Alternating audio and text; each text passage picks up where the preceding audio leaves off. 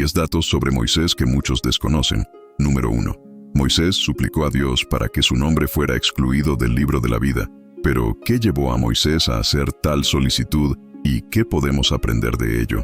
Este momento dramático ocurrió durante la adoración al becerro de oro, una parábola que ilumina la naturaleza humana y su tendencia a desviarse del compromiso con Dios. Es irónico pensar que mientras Moisés recibía los mandamientos en el monte Sinaí, los israelitas violaban el primer mandamiento que dice: «No tendrás otros dioses delante de mí». La impaciencia de los israelitas ante la ausencia de Moisés los llevó a una actitud desesperada: la creación de un nuevo Dios.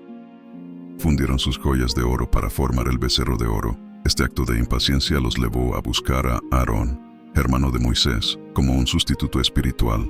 Aarón, siguiendo la voluntad del pueblo, transformó los aretes de oro en una estatua prohibida, un becerro dorado. Luego, el pueblo se entregó a una celebración profana, adorando al ídolo y sumergiéndose en comportamientos inmorales. Dios le dijo entonces a Moisés: «Vaya inmediatamente, porque tu pueblo, al que sacaste de Egipto, se ha corrompido». Éxodo 32, 7, 8. La bajada de Moisés, marcada por una ira justa, resultó en la ruptura de las tablas de la ley, simbolizando la transgresión cometida por el pueblo ante Dios. Moisés manifestó un profundo amor por su pueblo. «Ahora, por favor, perdona su pecado. Pero si no, bórrame del libro que escribiste». Éxodo 32, 32. Esta súplica refleja la disposición de Moisés a sacrificarse por el pueblo, prefigurando el sacrificio de Cristo que se entregaría por todos nosotros. Esta historia revela no solo la misericordia divina, sino también el corazón sacrificado de Moisés, un líder dispuesto a compartir el destino de su pueblo. A través de esta narrativa, se nos invita a reflexionar sobre la naturaleza del liderazgo, el sacrificio y la fe elevada. En un asta, la serpiente de bronce prometía curación a aquellos que la miraran después de ser mordidos por las serpientes de fuego. Con el tiempo, los israelitas comenzaron a venerar la serpiente que Moisés hizo, convirtiéndola en un objeto de culto. Este fenómeno perduró hasta el reinado del rey Ezequías, quien en una de sus reformas destruyó el ídolo de bronce, según se describe en 2 Reyes 18:4. Ezequías quitó los altares paganos y destrozó la serpiente de bronce llamada Neustán. La transformación de un símbolo de curación divina en objeto de adoración fue un claro desvío de los mandamientos de Dios.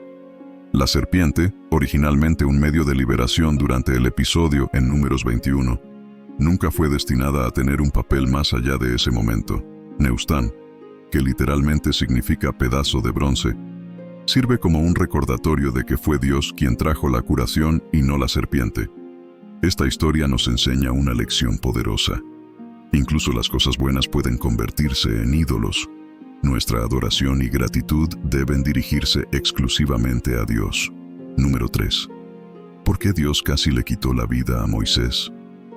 Dios eligió a Moisés para liberar a los israelitas de Egipto y guiarlos a la tierra prometida. El encuentro con Dios en la zarza ardiente fue un momento crucial en la vida de Moisés. Sin embargo, antes de poder entregar el mensaje divino, Moisés tuvo que aprender a obedecer. La falta de circuncisión de su propio hijo, Gersón o Eliezer, casi le costó la vida a Moisés. La circuncisión era un símbolo del pacto entre Dios y su pueblo, y la negligencia de Moisés en este acto sagrado casi resulta en su muerte. Su esposa, Séfora, intervino, circuncidó al hijo, y así salvó la vida de Moisés. Este episodio destaca la importancia de la fidelidad a los mandamientos de Dios, incluso frente a presiones culturales y familiares. La circuncisión, más que un rito físico, simbolizaba la alianza y la separación del pueblo de Israel para Dios, un tema recurrente en la jornada de Moisés y su pueblo. El acto de Séfora cortando la piel de su hijo salvó la vida de Moisés, recordándonos que, aunque seamos justificados por Cristo, no debemos persistir en el pecado para que la gracia se multiplique. Moisés, a punto de representar a Dios ante los israelitas, necesitaba alinear primero su vida con los mandamientos divinos. Dios es riguroso en sus juicios, destacando que no es un Dios con el que se juegue. Así, antes de que Moisés se convirtiera en el libertador de Israel, Era esencial que resolviera sus propias transgresiones, ya que Dios es santo y requiere santidad de sus siervos. Solo después de la intervención de Séfora, Dios perdonó la vida de Moisés, resaltando la importancia de Moisés como portador de la ley de Dios, que debía vivir conforme a los mandamientos que enseñaba. Número 4. La razón por la cual a Moisés se le prohibió entrar en la tierra prometida. A primera vista puede parecer desproporcionado que, por golpear una roca en Meribá, Moisés fuera impedido de entrar en la tierra que Dios le había prometido a Israel. Moisés había liderado a Israel en muchos desafíos, incluida la salida de Egipto y la travesía del Mar Rojo. Cuando los israelitas se quejaron de la falta de agua, Dios instruyó a Moisés a golpear la roca en Horeb para que brotara agua. Éxodo 17:4-6. La obediencia de Moisés a estas instrucciones fue un ejemplo de fe y liderazgo.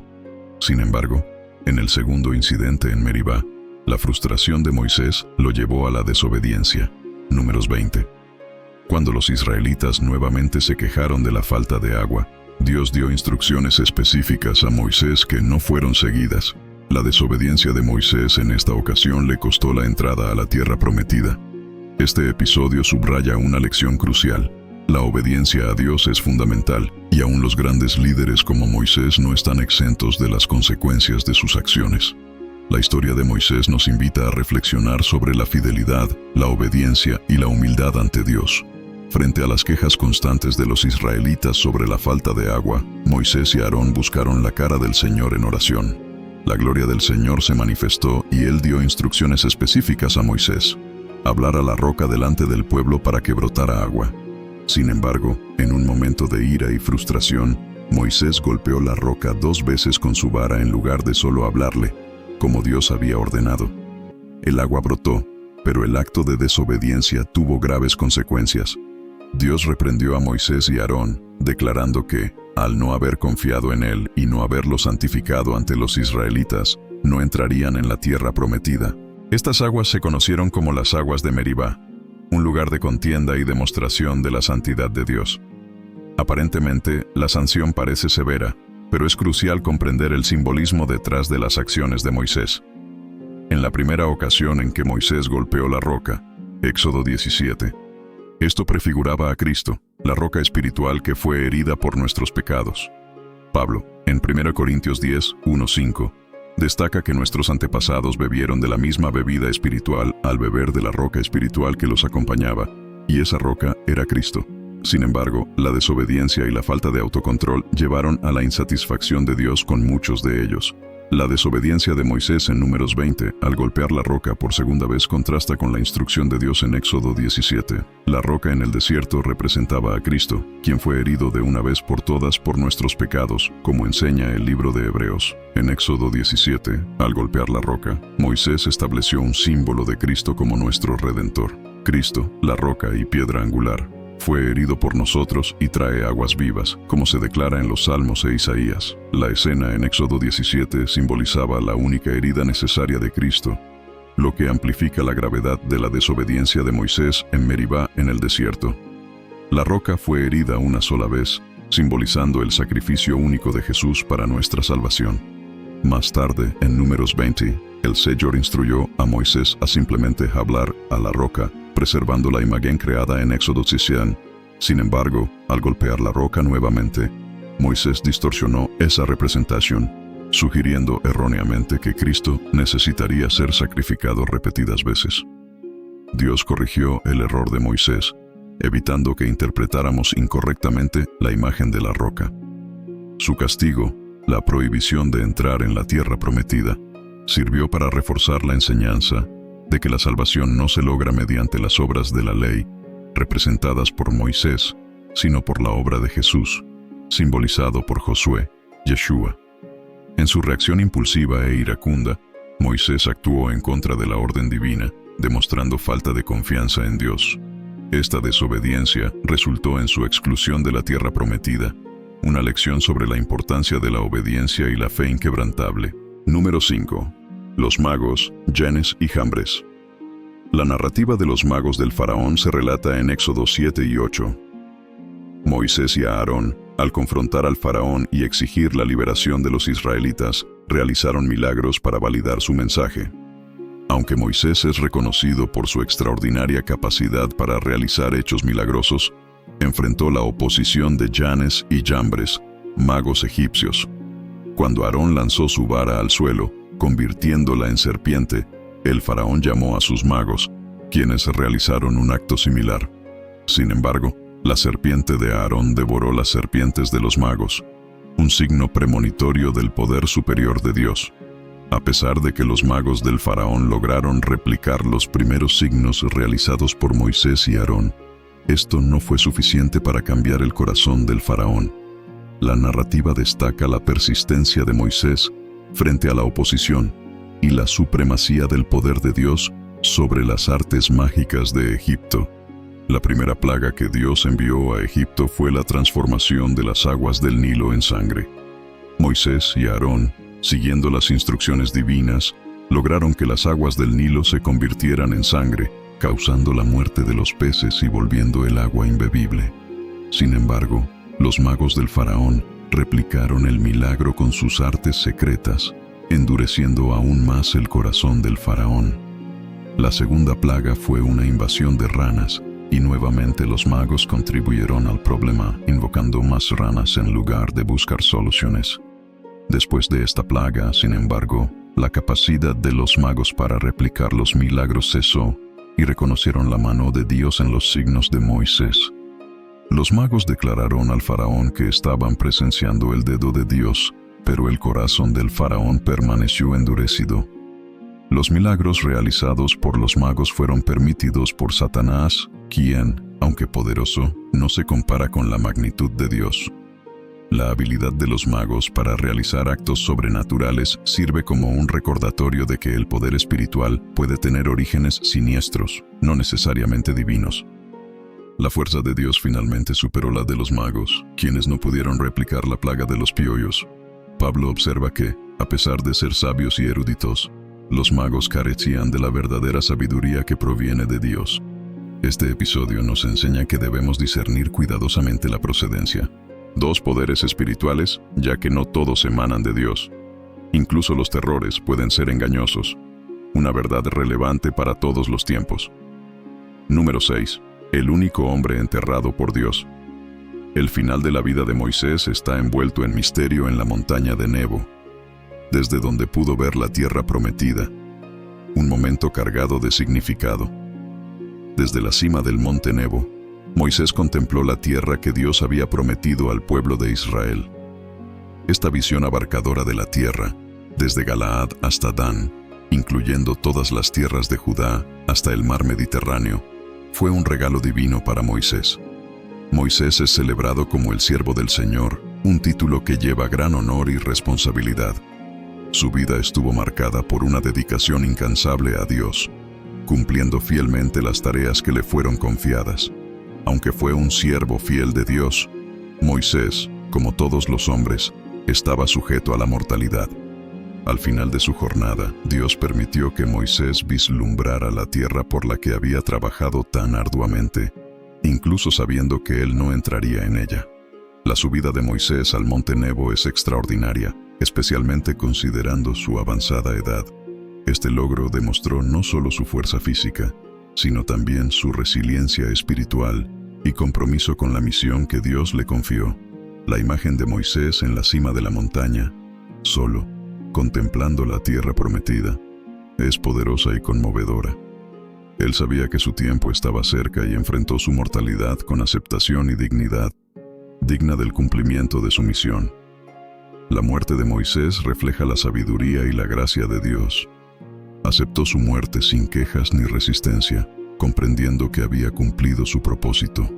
El fallecimiento de Moisés, en la presencia del Señor, sin familiares cercanos, pero en perfecta armonía con la voluntad divina, fue un testimonio de la fe y la obediencia que caracterizaron su vida.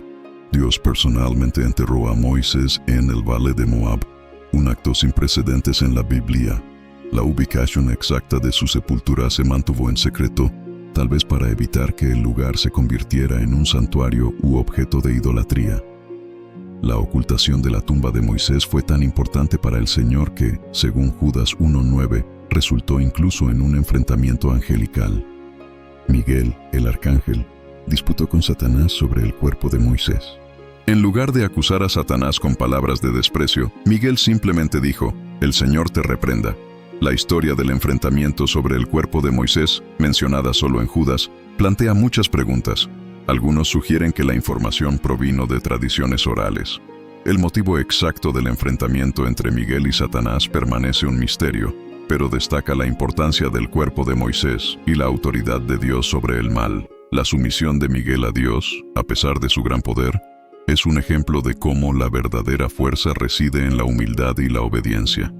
Esta historia resalta la idea de que la sumisión no disminuye la fuerza, el propósito o el valor de un individuo. Número 9. Moisés encuentra a Jesús en la transfiguración. La transfiguración de Jesús es un momento significativo que demuestra su divinidad. Jesús llevó a Pedro, Santiago y Juan a una montaña alta, donde se transfiguró delante de ellos con su rostro brillando como el sol. Durante la transfiguración, Moisés y Elías aparecen junto a Jesús, simbolizando la ley y los profetas del Antiguo Testamento que testifican de Jesús como el Mesías. La presencia de Moisés y Elías confirma la continuidad entre la misión de Jesús y las tradiciones judaicas, mientras que Jesús se revela como la figura central y cumplidora de la ley y los profetas. Malaquías 4:4-6 destaca la importancia de la ley dada a través de Moisés y el papel profético de Elías antes del día del Señor. La presencia de ambos en el monte de la transfiguración con Jesús simboliza la majestuosidad de Jesús como Hijo de Dios, trascendiendo a Moisés y Elías. La nube de la presencia de Dios, que apareció a Moisés en el monte Sinaí y llenó el tabernáculo y el templo de Salomón, representa la gloria divina. Jesús cumple la ley y los profetas, demostrando su superioridad y cumpliendo las revelaciones de Moisés y Elías. Jesús, como el Hijo de Dios encarnado, es el profeta definitivo que realiza la profecía de Moisés. Los discípulos, al presenciar la transfiguración, son instruidos a enfocarse en Jesús, quien es la realización de las esperanzas mesiánicas y el propósito redentor de Dios. Número 10. Moisés busca la presencia de Dios. Moisés pidió a Dios que su presencia guiara al pueblo a la tierra prometida. Éxodo 33, versículos 12 a 17. La conversación de Moisés con Dios revela una relación cercana y personal, como la de amigos.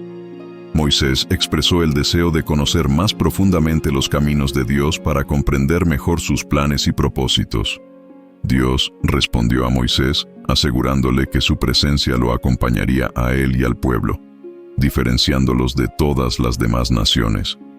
En Éxodo 34, versículos 5 a 7, Dios se revela a Moisés proclamando su naturaleza misericordiosa, llena de gracia, paciente y llena de bondad y verdad.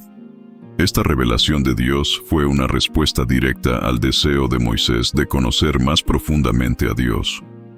A pesar de las poderosas experiencias de Moisés con Dios, como la zarza ardiente, las plagas en Egipto, la división del Mar Rojo y los días en el monte Sinaí, su anhelo era tener una relación personal con Dios, algo más valioso que todos los milagros y bendiciones. Conocer a Dios personalmente se describe como la mayor bendición que alguien puede recibir. Según lo afirmado en Juan 17, versículo 3, la respuesta gracia de Dios al deseo de Moisés destaca la importancia de la relación personal con Dios por encima de todos los hechos y maravillas divinas. Moisés, incluso después de presenciar milagros como la zarza ardiente y la apertura del Mar Rojo, anhelaba un conocimiento más profundo de Dios. No se conformaba con lo que ya había experimentado, sino que quería sumergirse más profundamente en la comprensión de Dios. Moisés expresó este deseo a Dios, pidiendo ser instruido en los caminos divinos. Su hambre espiritual era como la de un hombre ante un banquete, ansioso por saborear cada plato. El Salmo 42, versículos 1 y 2, refleja esta sed espiritual. Moisés ejemplifica la búsqueda sincera de Dios, no contentándose solo con prácticas religiosas externas, sino buscando una relación íntima y personal con el Creador. Moisés fue un gran mediador e intercesor, pero un mediador aún mayor estaba por venir: Jesucristo. En Jesús, Dios también se complace, y a través de Él, los cristianos tienen privilegios similares a los de Moisés, como conocer a Dios y hablar con Él cara a cara. La búsqueda audaz de Moisés se refleja en su pedido a Dios: ahora, muéstrame tu gloria. Éxodo 33, versículo 18. Deseaba ver la manifestación visible del Dios invisible, ansiando una revelación aún más profunda de la divinidad. Este pedido de Moisés va más allá de la satisfacción con rituales o cánticos. Representa un deseo constante de experimentar más de la gloria de Dios en su vida. Moisés fue valiente en su búsqueda, un ejemplo de cómo debemos aspirar a conocer a Dios más profundamente. Dios respondió al pedido de Moisés de una manera que preservara su vida, revelando su bondad y gloria sin permitir que Moisés viera su rostro, una visión que sería fatal para un ser humano. Dios prometió mostrar a Moisés un destello de su gloria mientras él estaba protegido en la hendidura de una roca. Esta escena simboliza la limitación de la experiencia humana con lo divino y la necesidad de Dios de proteger a Moisés de una revelación completa. Aunque la experiencia de Moisés fue limitada, fue suficiente para que su rostro resplandeciera con la gloria de haber hablado con Dios. Esta experiencia refleja la realidad espiritual de que Dios es un ser sin forma física y que nadie ha visto a Dios en toda su gloria. Jesús, como expresión perfecta de Dios, reveló al Padre a sus discípulos, afirmando: el que me ha visto a mí, ha visto al Padre. Juan 14, versículo 9. Hasta que podamos ver a Dios cara a cara, continuamos nuestro viaje de fe buscando conocer más profundamente al Dios que Moisés anhelaba conocer. La vida de Moisés señala hacia la revelación final y completa de Dios en Jesucristo. Así como Moisés fue un mediador entre Dios y el pueblo de Israel, Jesús es el mediador entre Dios y toda la humanidad. En Cristo la gloria de Dios se revela no en visiones y símbolos, sino en la realidad encarnada. Jesús, como la expresión perfecta del Padre, nos invita a una relación aún más íntima y profunda con Dios.